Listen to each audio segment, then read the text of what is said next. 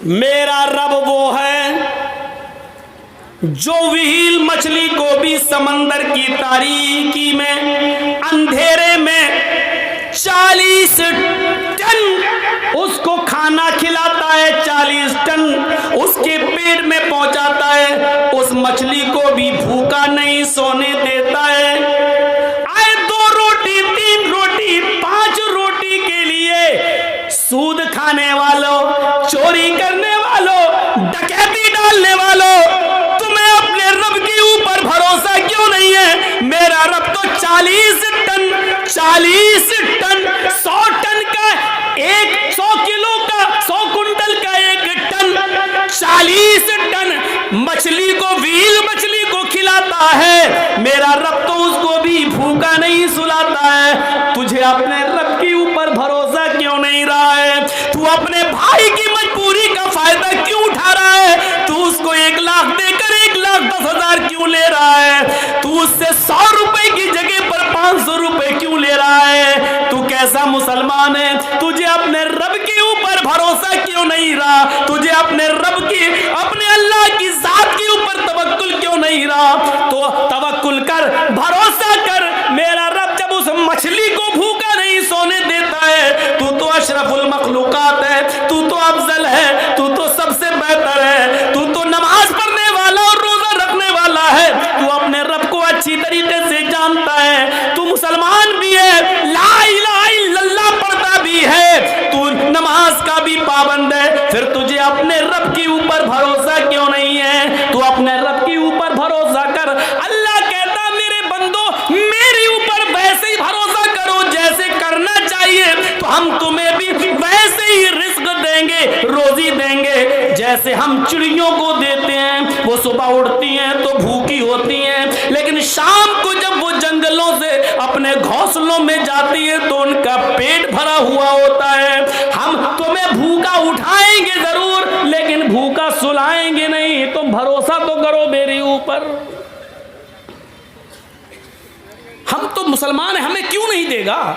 हमारा रब तो वो है, हमारा परवरदिगार तो वो है जो काली रात में, काले जंगल में, काले पहाड़ पर काले रंग की जब चींटी चलती है तो इतनी बुलंदी से वो उस चींटी को भी देखता है। उसके जब पैर के रखने की जो आहट होती है, हमारा रब उस आहट को भी सुन लेता है, उसको भी ग़िज़ा देता है। अल्लाह ने उसको पेट दिया है तो ऐसी नाक भी दी है उस मामूली चींटी को कि हम अपने बगल की, अपने हाथ की चीज को नहीं सूंघ पाएंगे, लेकिन उस चींटी को देखो, उसकी ग़िज़ा 1 मंजिल की दूरी पर रखी है, 2 मंजिल पर रखी हुई है, लेकिन उसकी नाक में अल्लाह ने इतनी स्पिरिट दे दी, इतनी स्ट्रॉन्ग बना दी, खुशबू सूंघने की उसको ऐसी शक्ति दे दी कि वो अपना रोजी रिस्क तलाश करने के लिए 2 मंजिल पर चली जाती है। मेरा रब उस चींटी को भी हौसला देता है, उसको भी नाक दिया है, उसको भी रोजी देता है, मछलियों को भी देता है। अरे हम किसको क्या देंगे? हम अपने दोस्तों को दस्तरखान पे बिठाएंगे, खिलाएंगे, लेकिन अपने दुश्मन को हम देखना भी गवारा नहीं करेंगे। शादी मेरे बेटे की है, हम अपने यार दोस्तों को बुलाएंगे, लेकिन अपने दुश्मन को हम नजरअंदाज कर देंगे। मेरे भाइयों, हम दोस्तों को खिलाएंगे पिलाएंगे, लेकिन दुश्मन को भूल जाएंगे, उसकी तरफ नजर उठाकर भी नहीं देखेंगे। मेरा रब तो वो है जो दोस्त को भी खिलाता है, दुश्मन को भी खिला रहा है, नमाज पढ़े उसको भी दे रहा है, न पढ़े उसको भी दे रहा है, जो ला इलाहा इल्लल्लाह का इकरार करता है वो उसको भी देता है, और जो मूर्तियों की पूजा कर रहा है वो उसको भी दे रहा है। उसकी नजर में खाने और पीने में कोई इम्तियाज नहीं। ओ मेरे बंदो, जब हम काफिरों को दे सकते हैं तो तुम्हें क्यों नहीं दे सकते? तुम तो मेरे करीबी बंदे हो। मेरा रब तो वो है जो दोस्त दुश्मन नहीं, वो सबको देता है।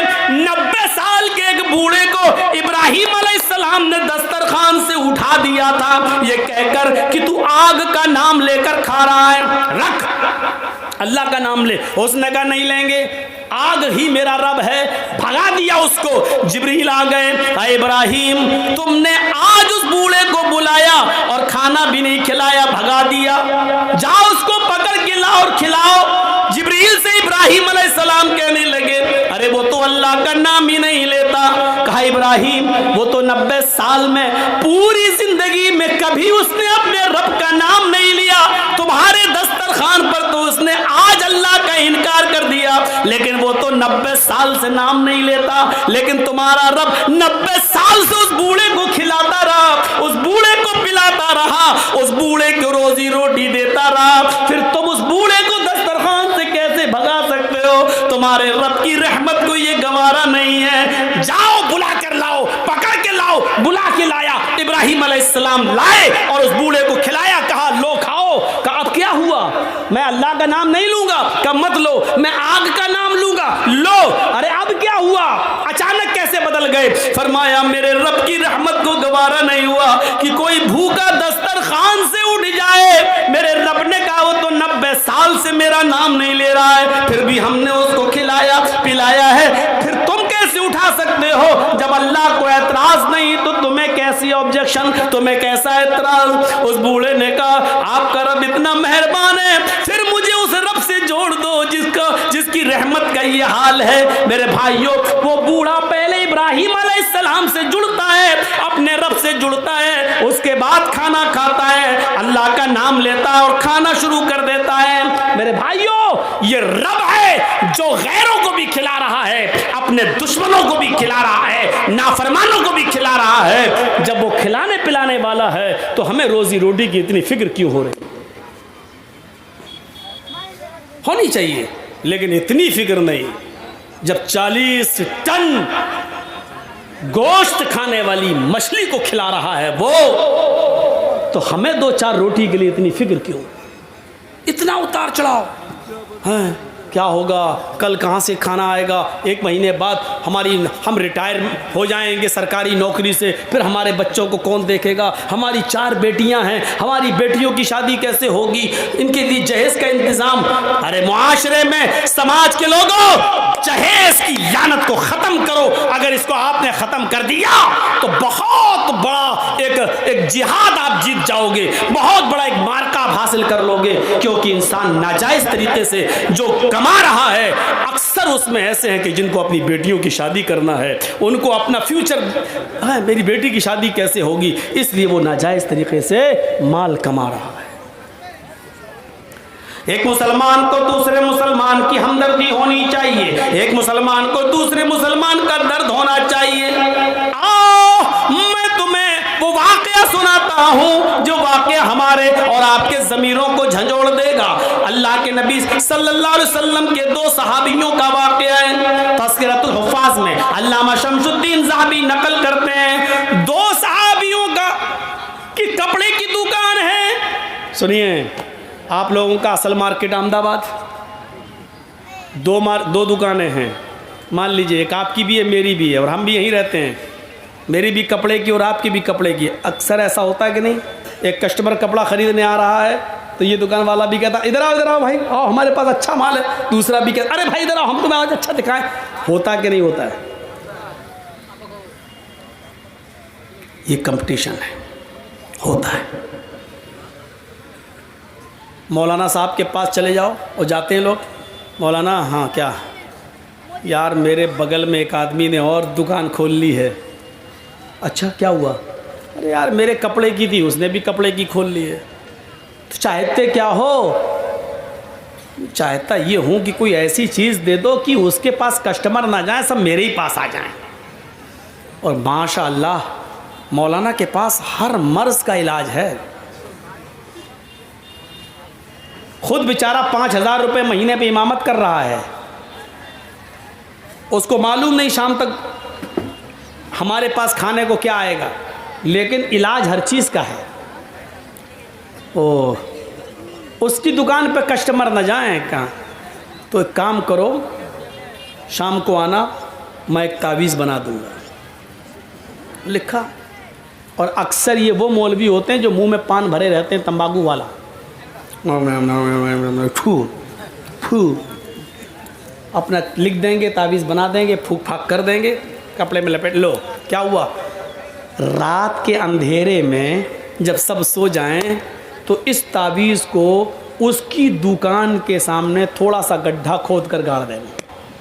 क्या होगा? जो भी कस्टमर उसकी दुकान पर जाएगा उसका दिल ही नहीं लगेगा, वो लौट के तुम्हारे पास आएगा ही आएगा। है? उसकी दुकान बंद हो जाएगी, तेरी चलेगी। एक छोटा सा सवाल आपसे, क्या अल्लाह के रसूल इसलिए आए थे कि एक की दुकान बंद कर दी जाए और एक की दुकान चलने दी जाए? ईमानदारी के साथ बताओ, दिल पर हाथ रख के बताओ, क्या अल्लाह के रसूल इसलिए आए थे? क्या ऐसी कोई दुआ बताई होगी कि एक की दुकान बंद हो जाए और एक की चले? नहीं। नबी से कम ये तवक्को आप मत रखिए। हाँ, तवक्को रखना है तो ये रखिए कि अल्लाह के रसूल ने ऐसी दुआ ज़रूर बताई होगी कि आपकी भी दुकान चले और आपकी भी चले, आपके भी घर में चूल्हा जले, इसके भी घर में चूल्हा जले। ऐसी दुआ की उम्मीद तो है, लेकिन ऐसी दुआ की उम्मीद नहीं है जो मौलवी ने दे दी है, उसकी दुकान के सामने गाड़ देना, उसके कस्टमर टूट कर तेरे पास आ जाएंगे। 2 सहाबियों की दुकान है एक बाज़ार में। एक कस्टमर आता है और एक सहाबी की दुकान पर बैठ जाता है। वहाँ आवाज़ें देने का रवाज नहीं था। भाई कस्टमर है, किस्मत है, चाहे तो इसकी दुकान पर आ जाए, चाहे मेरी दुकान पर आ जाए।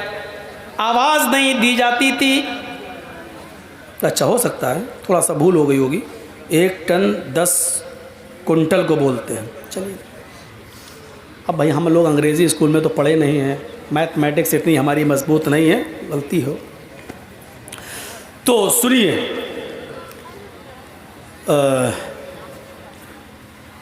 एक सहाबी की दुकान पर, उस ज़माने में ये चलता था, कोई आवाज़ नहीं देता था, इधर इधर इधर हम दिखा नहीं, अल्लाह पे भरोसा। ओहो, सहाबा का अमल देखिए। कोई आ रहा है, मेरी दुकान पे आएगा तो हम दिखा देंगे, उसकी दुकान पे आए वो दिखाते। भाई वो भी अपनी बीवी बच्चों के लिए बैठा, मैं भी बैठा। देखिए सोच क्या थी। आया एक सहाबी दूसरे सहाबी की दुकान पर, कपड़ा बेचने वाले की, और आकर बैठ गया। कपड़ा दिखाया, पसंद आया, ले लिया। मोल भाव नहीं चलता था, एक दाम ये ले गया। उसकी किस्मत में था, बेच दिया, कपड़ा ले गया वो। थोड़ी देर के बाद एक और कस्टमर आया, दोनों दुकानें आमने सामने, लेकिन वो इसी दुकान पर आया जिस दुकान से अभी थोड़ी देर पहले कस्टमर कपड़ा ले जा चुका है। इसी दुकान पर आता है और गुफ्तगू चलती है, और थोड़ी देर के बाद वो भी एक कपड़ा खरीद के ले जाता है। थोड़ी देर गुजरती है, एक और तीसरा कस्टमर आता है। तीसरा कस्टमर भी इसी दुकान पर आता है जिससे 2 कस्टमर पहले कपड़ा ले जा चुके हैं। ये भी यहाँ से तीसरा कपड़ा खरीद कर ले जाता है, चला जाता है। अब ये सहाबी जिसकी दुकान है सोच रहे हैं, अल्लाह हमारे पास 3 कपड़े बिक चुके हैं, हमारे घर आज चूल्हा जल जाएगा, हमें इतनी प्रॉफिट हो चुकी है कि हमारे बच्चे आज भूखे नहीं सोएंगे। थोड़ी देर के बाद चौथा कस्टमर आता है। न इस आदमी ने कहा कि भाई मेरे पास आने दो, तुम तो 3 कपड़े बेच चुके हो। नहीं, किस्मत है, तुम्हें अल्लाह ने 3 बिकवा दिए। मेरी किस्मत में होगा तो बिकेगा, वरना अल्लाह अगर तुम्हें दे रहा है और मैं जलूं तो ये अल्लाह की तकसीम से, अल्लाह की किस्मत से हम जलन हो रही है। नहीं नहीं। चौथा कस्टमर भी उसी दुकान पर आया, कपड़े की बातचीत करने लगा, लेकिन इस दुकानदार ने इस मर्तबा हमदर्दी जताते हुए कहा, भाई ये कपड़े हमारे बिक चुके हैं, 3 कस्टमर ये कपड़ा खरीद चुके हैं, अब हमारे पास स्टॉक में ये कपड़ा नहीं है। आपको इसी किस्म का कपड़ा और इससे भी अच्छा कपड़ा अगर ख़रीदना है तो मेरे पड़ोस में मेरे भाई की दुकान पर चले जाओ, इससे अच्छा कपड़ा आपको वहाँ मिल जाएगा, मेरे पास स्टॉक में ख़त्म हो गया। हालांकि था, लेकिन ये सोचकर कि मेरी तो इतनी इनकम हो चुकी है कि आज मेरे बीवी बच्चे खाना खा लेंगे, इस बेचारे का एक भी कपड़ा नहीं बिका है। अगर 1-2 कपड़ा ये भी बेच देगा तो इसके भी बीवी बच्चे आज खाना खा लेंगे, इसके घर में भी चूल्हा जल जाएगा। ये सोचकर उसने अपने पास आने वाले चौथे कस्टमर को कपड़ा नहीं दिया और कहा कि मुझसे भी अच्छा कपड़ा इस दुकानदार के पास है, जाओ वहां से ले लो। ये कस्टमर इस दुकान से उतरता है और दूसरी दुकान पे चला जाता है और वहां से कपड़ा खरीद कर ले जाता है। मेरे प्यारे साथियों, ये हमदर्दियां थी, एक दूसरे का दर्द था, एक दूसरे का की खैर ख्वाही थी लोगों के दिल में कि मेरे पास तो इतना बिक चुका है, इसका एक भी नहीं बिका है। अपना कस्टमर दूसरे के हवाले कर दिया करते थे, यहां तो दूसरे की दुकान पर आया हुआ कस्टमर छीन लेते हैं, उसको भी हड़प कर लेते हैं। दो तीन चीजें याद रखिए, दो तीन चीजें याद रखिए। एक आदमी का, एक नौजवान लड़के का किसी लड़की के साथ रिश्ता चल रहा है तो रिश्ते पे रिश्ता भेजना जायज नहीं। जब बात वहां फाइनल हो जाए उसके बाद भेजिए। अगर रिश्ता लगता है तो ठीक है, नहीं लगता तब आप भेजिए। ऐसा नहीं कि एक की बातचीत चल रही है आप अपना ठोक दो, वो अरे वहां छोड़ो यार, मेरा बेटा डॉक्टर है, अब उसने वहां छोड़ दिया, डॉक्टर है, हाँ डॉक्टर, चलो इसको कर दें। ये गलत है, नाजायज है, हराम है इस्लाम के अंदर। जब तक एक जगह बात चल रही है चलने दो। इसी तरीके से दो चार दुकानें आसपास किसी की हैं तो आवाज देकर बुलाना, ए इधर आओ, नहीं नहीं, वो आदमी जिसकी दुकान पे आना चाहे आ जाए, किस्मत। हाँ, एक जगह अगर वो बातचीत चल रही है तो दोबारा नहीं ठोकना चाहिए ना, साहब इधर आओ, उससे हमारे पास उससे भी अच्छा है, नहीं, जब तक उधर से फाइनल ना हो जाए और जब वो वहां पसंद ना आए, उतर जाए उसकी दुकान से, तब आप ये कह सकते हो भाई साहब आइए मेरी दुकान पर भी आप देख लीजिए, शायद आपको मेरी दुकान का कपड़ा पसंद आ जाए। ये भी उसी तरीके से है।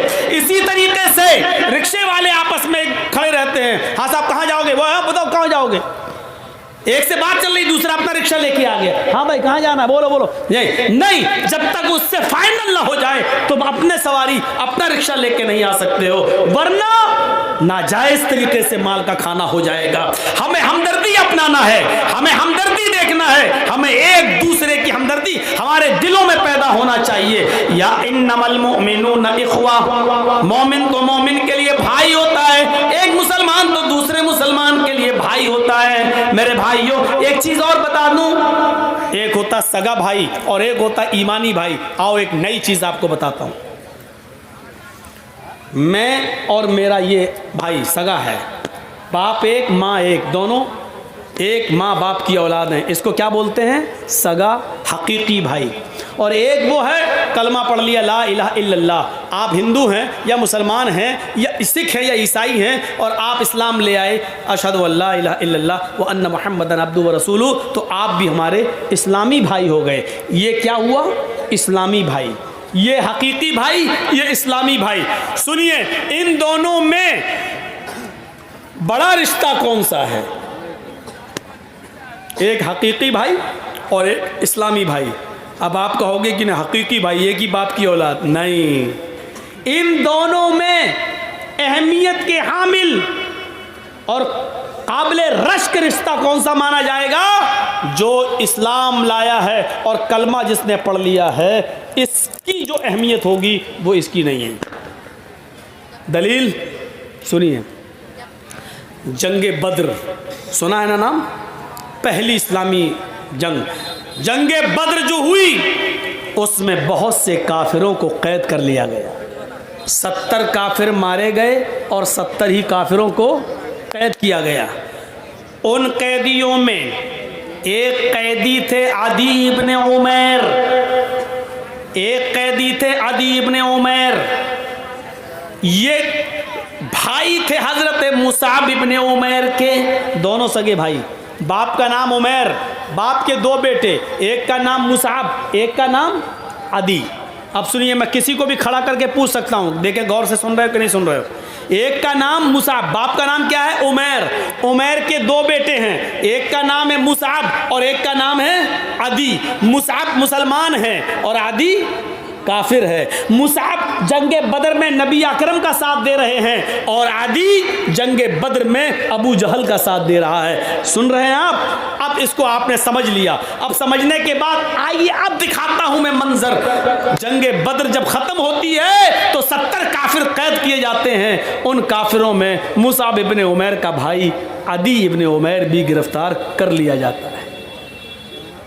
अल्लाह के नबी ने महबूस कैदी काफिरों के बारे में हुक्म दिया, इन कैदियों के बारे में कि इनको बेड़ियां पहना दो ताकि ये भाग न जाएं। हाथों में हथकड़ियां और पैरों में बेड़ियां डाल दो। तो बेड़ियां डालते हुए चले आ रहे थे सहाबी काफिरों के। जब आदी इब्ने उमैर का नंबर आया तो आप ताज्जुब करेंगे कि आदी इब्ने उमैर के पैरों में बेड़ियां डालने की बारी या नंबर जिस सहाबी का था उसके हैल पर थे मुसाब इब्ने उमैर। जब आदी इब्ने उमैर के पैरों में बेड़ियां डाली जाने लगी और उनके पैर की बेड़ियों को टाइट किया जाने लगा, जोर से कसा जाने लगा, तो मुसाब इब्ने उमैर अपने भाई के पैरों में पड़ने वाली बेड़ियों को देखकर कह रहे थे, यहां से टाइट करो, यहां से इसका बोल्ट कसो, यहां से टाइट करो। तुम नहीं जानते ये आदि बड़ा शातिर है, ये लोहे की कील से ताला तोड़ लेता है, ये बड़ा माहिर है ताला तोड़ने में, धोखा खा जाओगे। यहां से टाइट करो, यहां से लूज करो, यहां से कसो, यहां से बोल्ट और नट इसका टाइट करो। ये मशवरा दे रहे थे सहाबी को अपने भाई आदि के बारे में। आदि ने जब ये सुना और समझ लिया कि मेरा भाई मुसाब इतनी जगहों से मुझे टाइट करवा रहा है कि अब मैं ताला तोड़ ही नहीं पाऊंगा, रात में भाग भी नहीं सकूंगा, तो आदि इब्ने उमैर को गुस्सा आता है और चीख कर कहता है, आए मुसाब, शर्म आती है आज तुझे भाई कहने में। आदि ने कहा, शर्म आती है तुझे आज भाई कहने में, तेरे भाई के पैरों में बेड़ियां डाली जा रही हैं और तू मशवरा दे रहा है कि यहां से टाइट करो, यहां से कसो, यहां से और जोर से इसको टाइट कर दो। कैसा भाई है तू? शर्म नहीं आई? तेरी रगों में मेरे बाप का ही खून दौड़ रहा है, जिस बाप का खून तेरे रगों में उसी बाप का खून मेरी रगों में है, फिर भी तुझे शर्म नहीं आई और अपने भाई के पैरों में बेड़ियां डलवा रहा है और खड़ा होकर ये मंजर देख रहा है तू। मुसाब इब्ने उमैर जोरदार और शानदार अल्फाज में जवाब देते हैं, खामोश, आए आदि चुप, आए आदि खामोश, एक लफ्ज भी मुंह से नहीं निकलना चाहिए। तब पता चलता है बेड़ियां कसने वाले को, सहाबी को, ये मुसाब इब्ने उमैर और आदि तो एक दूसरे के भाई हैं। कहा, चुप, क्या कहता है तू मेरा भाई है? हाय आदि, ये सच है कि तेरा बाप उमैर है, मेरा बाप भी उमैर है। ये सच है कि जो तेरी माँ है वो मेरी भी माँ है। ये सच है कि तेरी रगों में उमैर का खून है तो मेरी रगों में भी उमैर का खून है। ये सब सच है, लेकिन आज सुन, भाई जहां तक होने का मामला है तो तू मेरा भाई नहीं है। जबकि आप देखिए, माँ एक बाप एक, तो भाई हुए, लेकिन मुसाब क्या कह रहे हैं, हाय आदि तू मेरा भाई नहीं है। आदि ने कहा, मैं तेरा भाई नहीं हूं, बाप एक है, माँ एक है, और फिर भी तू कह रहा है कि मैं तेरा भाई नहीं हूं। अगर मैं तेरा भाई नहीं हूं तो कौन है तेरा भाई? हजरत मुसाब इब्ने उमैर कहते हैं, मेरा भाई वो है जो तेरे पैरों में बेड़ियां डाल रहा है, यानी जो नबी का सहाबी तेरे पैरों में बेड़ियां डाल रहे हैं और उसको कस रहे हैं, मेरा भाई वो है। इसलिए वो मेरा भाई है क्योंकि उसने कलमा पढ़ा है, अशहदु अल्ला इलाहा इल्लल्लाह व अशहदु अन्ना मुहम्मदन अब्दुहु व रसूलुहु। इस कलमे की बुनियाद पर जो उस भाई का मकाम मेरे दिल में, वो तेरा नहीं है, इसलिए कि तेरी रगों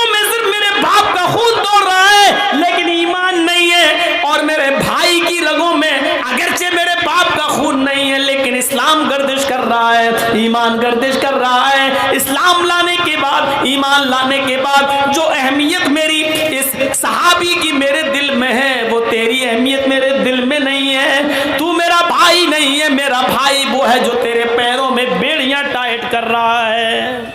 ऐसा जवाब कहां सुनने को मिलेगा? एक मुसलमान इस्लाम लाने के बाद, कलमा पढ़ने के बाद उसका जो मकाम हमारी नज़र में होना चाहिए, सगे भाई अगर वो काफिर है तो उसकी अहमियत भी उतनी नहीं होनी चाहिए जितनी उस मुसलमान की जो इस्लाम लाया है और कलमा पढ़कर मुसलमान हुआ है, उसकी अहमियत हमारे दिल में होनी चाहिए। हम नजर डालें अपने समाज पर और सोसाइटी पर, क्या ये मकाम और मर्तबा हम अपने मुसलमान को देते हैं? यहां तो ये सूरत हाल है कि हम घर में घुसते हैं और पड़ोस के मकान से अगर कुकर की सीटी बजती है तो हम खुशबू सूंघते हैं कि क्या पक रहा है, और खुशबू से अंदाजा लगा लेते हैं कि अच्छा मेरे घर में दाल पक रही है और इसके घर में गोश्त। मैं नीचे जा रहा हूं, ये तरक्की। आज हम अपनी परेशानी, अपने दुख से इतना परेशान नहीं है जितना दूसरे के सुख से और दूसरे के आराम से हम परेशान हैं। ये आगे क्यों बढ़ रहा है, ये तरक्की क्यों कर रहा है, ये आगे क्यों जा रहा है, आज हम उससे परेशान हैं। मैं नाम नहीं लेना चाहता, हमारे इटावे ही का एक मौलवी है, मुझे बर्बाद करने के लिए, मुझे नेस्तो नाबूद करने के लिए और मेरी हस्ती को मिटाने के लिए उसने इतना रुपया खर्च किया है, इतना रुपया खर्च किया है कि उसने खुद अपने आप को बर्बाद कर लिया है।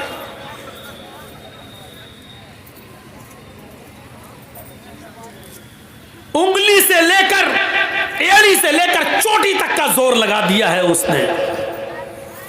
आज ये सूरत हाल है कि वो इटावा छोड़कर किसी दूसरी जगह नहीं जाता है, डरता है कहीं ऐसा ना हो कि जर्जीस के चाहने वाले कहीं मुझ पर हमला ना कर दें, कहीं मेरे ऊपर आक्रमण ना कर दें। ये सूरत हाल हो चुकी है उसकी।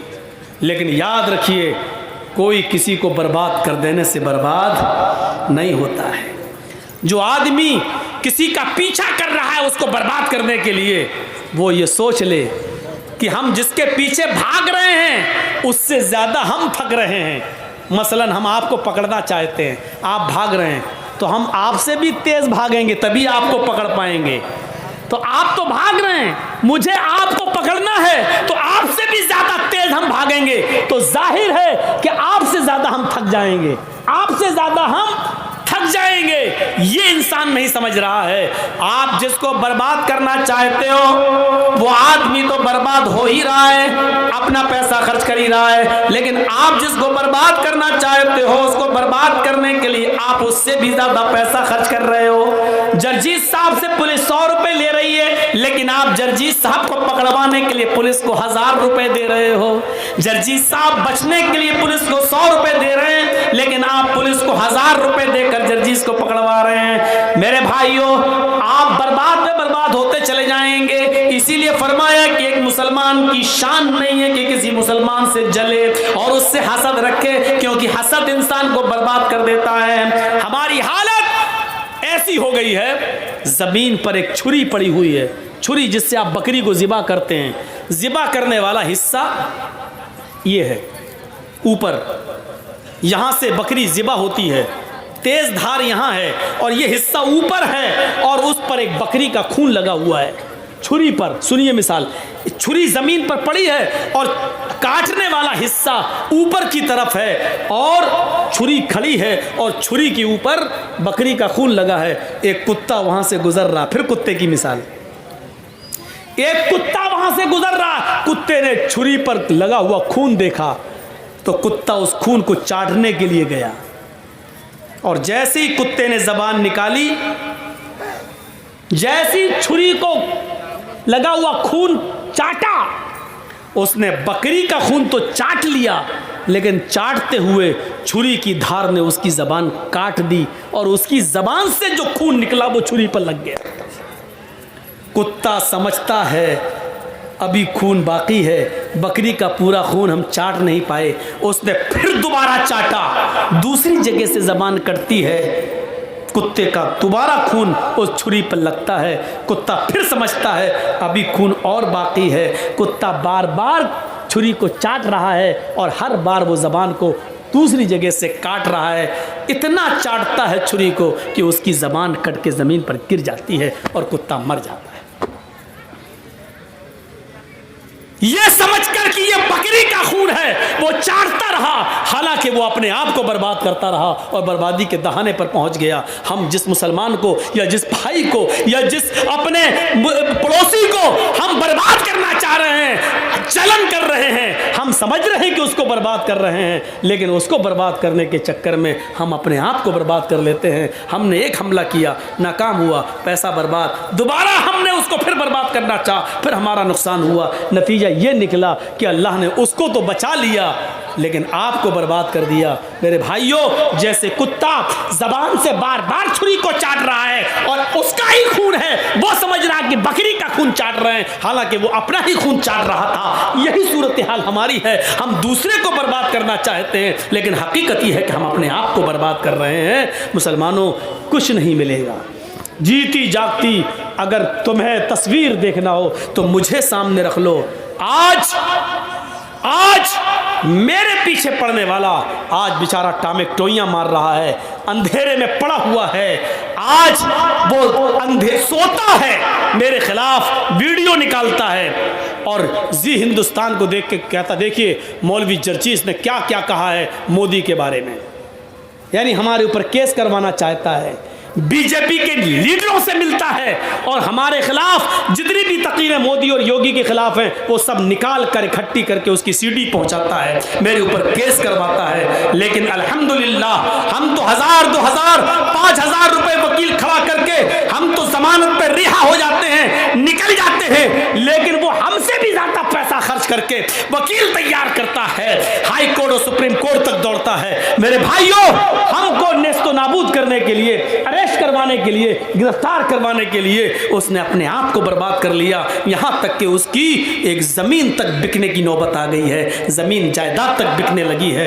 यह सूरत हाल है। जीती जागती तस्वीर मैं हूं और मेरा वो मुखालिफ, मेरा वो दुश्मन है। यहां से इबरत हासिल करो।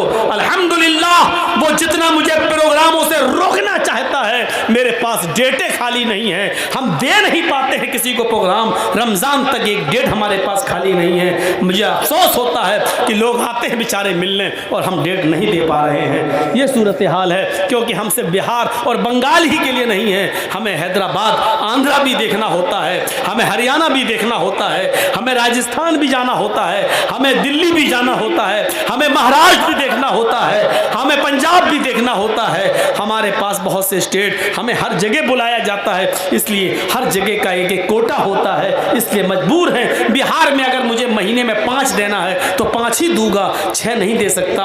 बंगाल में अगर महीने में 5 देता हूं तो 5 ही दूंगा, 6 नहीं दे सकता, क्योंकि हर जगह का अपना एक कोटा होता है। तो मेरे भाइयों, मजबूर होते हैं हम कि जब 10 प्रोग्राम हमारे बुक हैं तो 11वां वाला बेचारा मायूस होकर जा रहा है, लेकिन मजबूर हैं, हमें और भी जगह जाना है। वो हमें रोकना चाहता है लेकिन किसी के रोकने से कुछ नहीं होता है। मा तशाऊना इल्ला अन यशा अल्लाह, तुम्हारे चाहने से कुछ नहीं होता जब तक कि अल्लाह ना चाहे। वह तो इज्जो मन तशा, वह तो जिल्लो मन तशा, वो जिसको चाहे इज्जत दे, वो जिसको चाहे जिल्लत दे।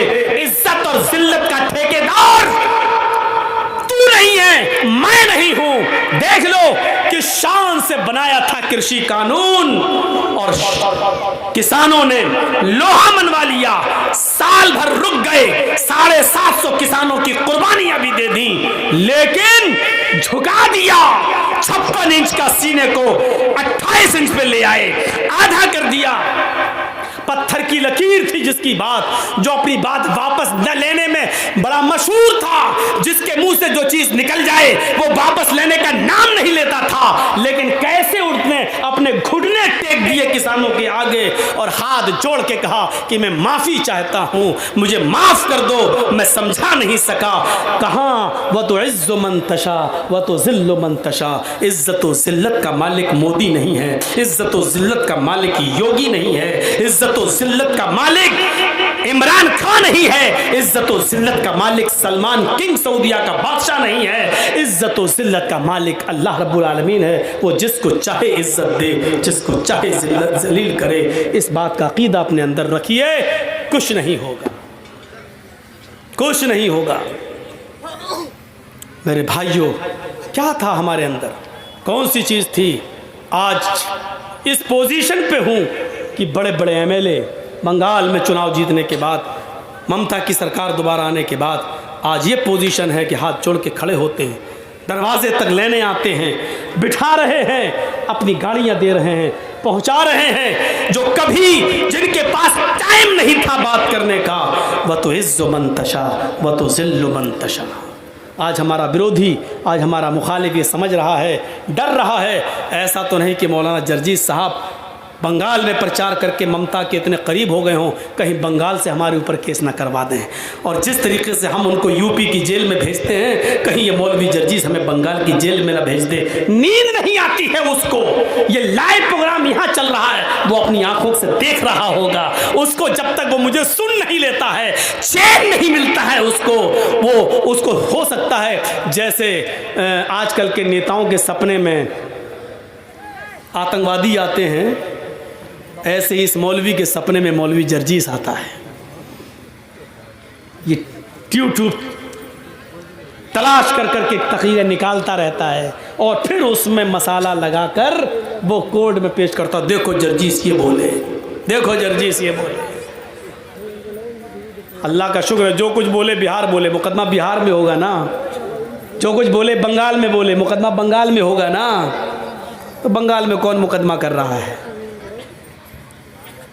बंगाल में भी मुकदमा होने लगे मेरे ऊपर, तो इसीलिए हमने ममता दीदी का प्रचार किया था। क्या इसीलिए तो प्रचार किया था, ताकि हम अपनी बात, इस्लाम की बात, कुरान की बात, हदीस की बात डंके की चोट पे कह सके और हमारा कुछ नहीं हो। इसीलिए तो हमने किया था। अल्हम्दुलिल्लाह आज खुल के बोलता हूँ, डंके की चोट पे बोलता हूँ, पूरी आज़ादी के साथ बोलता हूँ। और तकरीर ख़त्म करने के बाद पुलिस वाले सैल्यूट मारते हैं, साहब नहीं नहीं सही बोले, ठीक बोले। हाँ, थोड़ा सा डर है अभी, 5-6 महीने यूपी में नहीं बोल रहा हूँ। बड़ी गंदी सियासत है यूपी में। हमारे पास महाराज जी के आदमी आते हैं, महाराज जी समझ गए ना, ज़्यादा और कुछ नहीं बोलूँगा, ना तो हमारा विरोधी सुन रहा होगा निकाल लेगा। महाराज जी के आदमी आए, कहते हैं कि मौलाना साहब आप हमारी पार्टी में आ जाओ। मैंने कहा मैं अपनी खबर नहीं खो दूँगा। बोले अगर हमारी पार्टी में नहीं आ सकते हैं तो उधर चले जाओ, आपकी मुसलमानों की एक पार्टी है, समझ गए ना, उसका भी नाम नहीं लूँगा, आप समझ जाओ। तो हमने कहा भाई मैं उधर जाऊँ या ना जाऊँ, आपको इससे क्या फ़र्क पड़ता है? भाई आपकी पार्टी में हम नहीं आ सकते हैं, लेकिन हम कहीं भी जाएं, कहीं भी नहीं। आप अखिलेश के साथ गए तो हम मुकदमे हो जाएंगे आपके ऊपर, मायावती के साथ गए या कांग्रेस के साथ गए तो आपके ऊपर मुकदमे हो जाएंगे। मौलाना कलीमुद्दीन को गिरफ्तार किया गया ना, आपको भी अंदर कर दिया जाएगा। हमने कहा जुर्म क्या है मेरा? कहा जुर्म करता कौन है? आपके ऊपर केस इतने लाद देंगे, ये साबित करो कोर्ट में हम मुजरिम नहीं है, 10 साल आपको लग जाएंगे। 10 साल के बाद कोर्ट कह देगी बाइज्जत बरी, 10 साल में तो हमारा काम हो जाएगा। आप अंदाज़ा लगा रहे हैं आप, ये हालत है। अब इस प्रेशर में और इस दबाव में बताओ मैं यूपी में क्या बोलूँगा? हमें इसी चीज़ की आज़ादी चाहिए थी जो अल्हम्दुलिल्लाह मुझे बंगाल के अंदर मिली, और मुसलमानों ने वहाँ गलती नहीं की, वरना गलती तो बहुत करने की कोशिश की गई, करवाने की कोशिश की गई। एक साहब उठे थे, वो कौन से थे, क्या नाम था उनका, फुरफरा शरीफ वाले, देखा ना, अब नाम नहीं लूँगा, वैसे इतना समझो, उठे, कितना गेम खराब करने वाले थे वो बेचारे। एक हमारे भाईजान थे बेचारे, वो भी आए, पूरी प्लानिंग थी यहाँ पर किसी तरीके से बीजेपी आ जाए। पूरी प्लानिंग थी। अल्हम्दुलिल्लाह मैंने तकरीरें कर करके बड़े नुकसान से बचने के लिए छोटा नुकसान कर दो। डिलीवरी हो रही है बीवी की, माँ या बच्चे में से किसी एक को बचाया जा सकता है। माँ को, बीवी को बचा लो। बच्चा अगर मर रहा है तो जाने दो, बीवी रहेगी तो बच्चे और भी आ जाएंगे। ये कह कहकर मुसलमानों की खोपड़ियों में हमने भरा और लोगों को एक किया, एक प्लेटफार्म पे लाए। अल्हम्दुलिल्लाह। हमसे यूपी का एक पत्रकार मीडिया वाला पूछता है, आप बंगाल में प्रचार, बंगाल वाले आपकी बात समझते हैं? मैंने कहा बंगाल से ज्यादा तो कहीं समझते ही नहीं है मेरी बात। हमने कहा यूपी में लोगों की समझ में नहीं आ रहा है, बंगाल में एक तकरीर की सारा मुसलमान एक हो गया, सारा मुसलमान एक हो गया। अब बताओ बंगाल में ज्यादा समझते हैं कि यहां ज्यादा समझ रहे हैं? कहा यूपी में किसका करोगे? मैंने कहा भैया मैं किसी का नहीं कर रहा हूं, जिसका करना चाह रहा था तो धमकी आ गई, या तो इधर करो या उधर करो, इधर आओ या उधर आओ।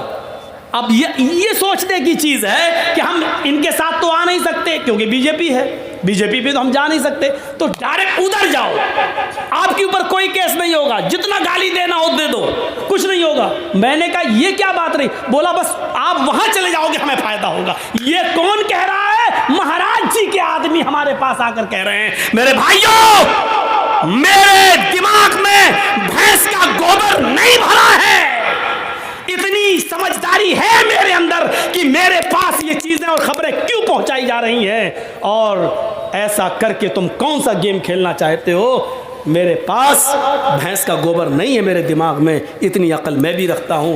कुछ लोग जो उस पार्टी से जुड़े होंगे उनको बुरा लगेगा, बहुत ही क्षमा और माफ़ी के साथ मैं ये बात कह रहा हूं। बुरा नहीं लगना चाहिए आपको, जिसकी ऊपर बीतती है वो जानता है, और जिसको धमकी मिलती है वो जानता है।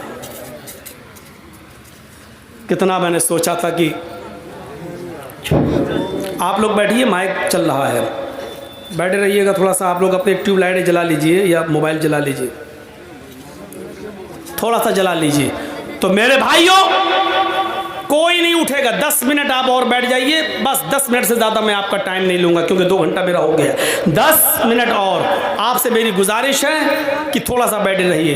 तो मैंने आपके सामने जो बातें रखी हैं वो यही है कि एक मुसलमान की दूसरे मुसलमान के साथ हमदर्दी होनी चाहिए, एक मुसलमान दूसरे मुसलमान को अपने दिल में जगह दे। अगर कोई देख ले कि मेरी 2-3 चीज़ें बिक गई हैं, अब मेरे भाई की नहीं बिकी है, तो उसके लिए भी रास्ता हमवार कर दे, उसके लिए भी अपने कस्टमर उसके पास भी भेज दे। हमदर्दी अपनाओ मेरे भाइयों, जो अपने लिए पसंद करो वो अपने भाई के लिए पसंद करो। आपको मालूम होगा सईद इब्ने जुबैर एक ताबई गुजरे हैं और हज्जाज इब्ने यूसुफ ने इनको गिरफ्तार करने का हुक्म दे दिया कि सईद इब्ने जुबैर को पकड़ के लाओ। बहुत दिलचस्प वाकया सुना रहा हूं आपको। सईद इब्ने जुबैर को कहा, पुलिस वालों को हुक्म दिया कि सईद इब्ने जुबैर जहां पकड़े जाएं, इनको गिरफ्तार करके मेरे पास ले आओ, इनकी गर्दन में अपने सामने कटवाऊंगा, इनको कत्ल में अपने सामने करवाऊंगा। पुलिस वाले 10-15 दिन तक ढूंढते रहे लेकिन सईद इब्ने जुबैर नहीं मिले। एक दिन किसी मुसलमान ने जासूसी कर दी और बता दिया कि सईद इब्ने जुबैर फला आदमी के घर छुपे हुए हैं। गौर करो, एक मुसलमान दूसरे मुसलमान की जासूसी करता है। कोरोना के टाइम में, लॉकडाउन के टाइम में जितने मुसलमानों ने जासूसी की है उतनी किसी ने नहीं की, मुसलमानों ने मुसलमानों की जासूसी की है। तो सुनिए मेरे प्यारे साथियों, गौर से सुनो। एक मुसलमान जासूसी करता है और हज्जाज इब्ने यूसुफ की पुलिस को बता देता है कि सईद इब्ने जुबैर फला आदमी के घर में छिपे हुए हैं, रात में छापा मारना और पकड़ लेना। 15 दिन तक इधर उधर भागते भागते सईद इब्ने जुबैर ने अपने आप को किसी तरह बचाया, लेकिन जासूसी हो जाने के बाद रात की तारीकी में, रात के अंधेरे में जब हज्जाज की पुलिस ने छापा मारा तो सईद इब्ने जुबैर उसी घर में मिल गए और पकड़ लिया गया। सईद इब्ने जुबैर को अब हज्जाज के पास लाने की तैयारी होने लगी, हज्जाज के पास लाने की तैयारी होने लगी, लेकिन हज्जाज ने कह दिया था कि उनको जिंदा पकड़ के लाओ, क्योंकि सईद इब्ने जुबैर को मैं अपने सामने कत्ल होते हुए देखना चाहता हूं।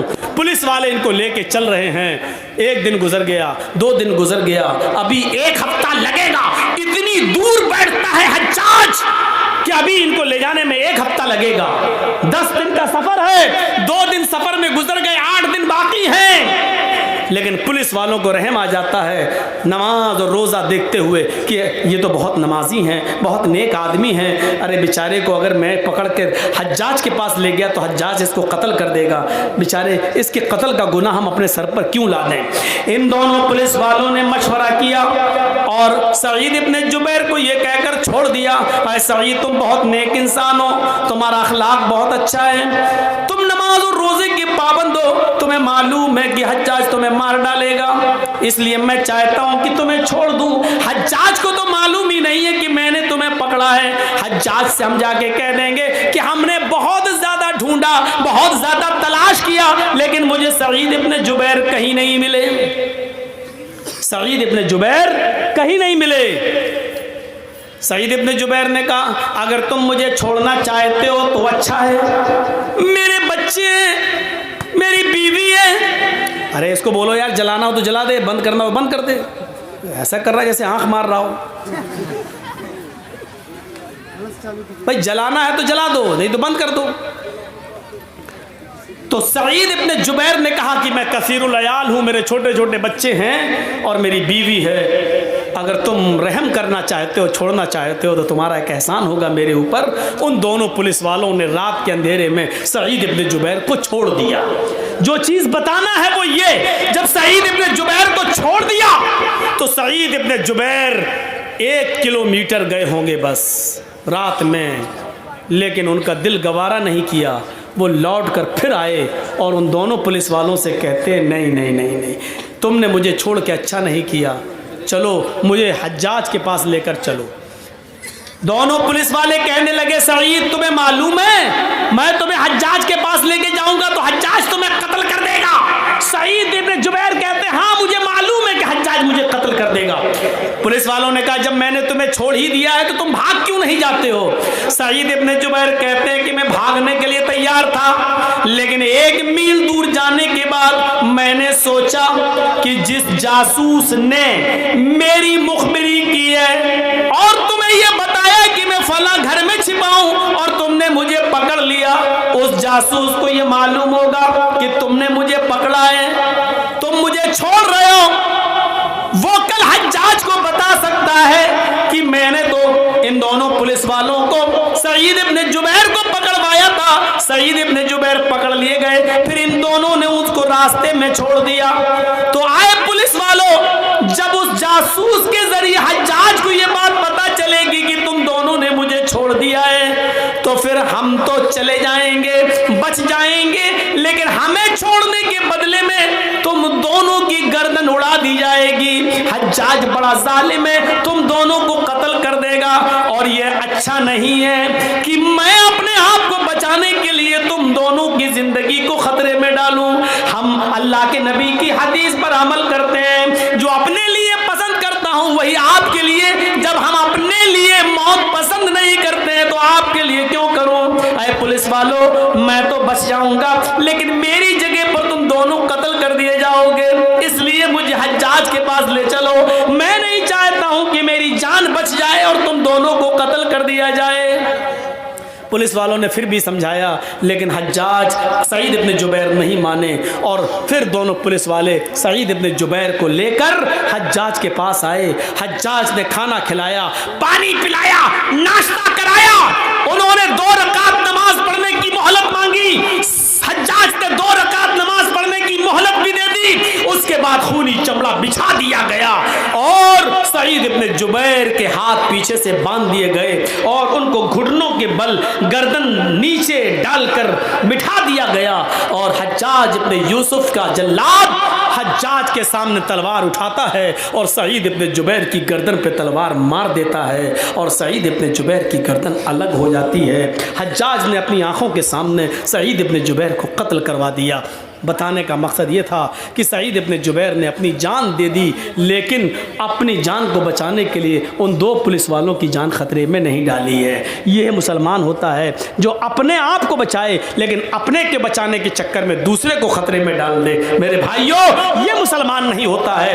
अपने लिए अगर जो चीज़ पसंद नहीं करता तो आपके लिए नहीं। ये एक मुसलमान की शान होनी चाहिए। आज मैंने पूरा 2 घंटे का खिताब मुसलमान की अहमियत, मुसलमान का मकाम, माल और दौलत में मुसलमान के साथ कैसा होना चाहिए और एक मुसलमान को दूसरे मुसलमान का माल नाजायज़ तरीके से नहीं खाना चाहिए, इस टॉपिक पर मैंने आपके सामने खिताब किया है। हम अल्लाह से दुआ करते हैं कि बारे अल्लाह हमारी खताओं को माफ़ फरमा दे, हमारे गुनाहों को बख्श दे, हम जमीअ मुसलमानों को एक प्लेटफार्म पर कायम कर दे, हम सबको आपस में भाई भाई बना दे, एक दूसरे के लिए, एक दूसरे के दिल में जगह पैदा फरमा दे, एक दूसरे के लिए कुर्बानी देने का जज्बा पैदा फरमा दे। जब तक हमें जिंदा रख इस्लाम पर रखना और जब हमारा खात्मा हो तो ईमान पर हमारा खात्मा फरमाना।